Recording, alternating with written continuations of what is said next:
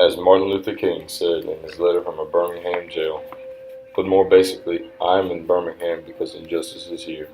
Just as the prophets of the 8th century BC left their villages and carried their "Thus saith the Lord" far beyond the boundaries of their hometowns.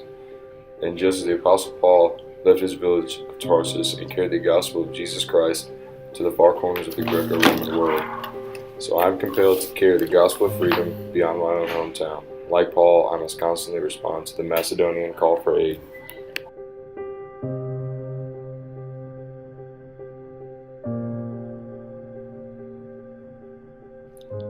The big illusion in paragraph 3 says that just as the prophets of the 8th century BC left their village and carried their "Thus saith the Lord" far beyond the boundaries of their hometowns, just as the Apostle Paul left his village of Tarsus and carried the gospel of Jesus Christ to the far corners of the Greco-Roman world, so I am compelled to carry the gospel of freedom beyond my hometown.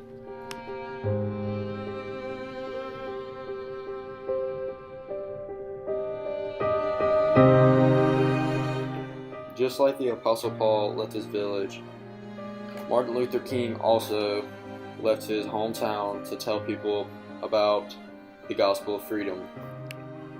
And he goes far beyond his hometown to get this gospel out there. Dr. King says in the end of the 3rd paragraph, like Paul, I must constantly respond to the Macedonian call for aid. In Acts chapter 16, 9 through 15, Paul and Silas were journeying throughout many lands, preaching and planting churches.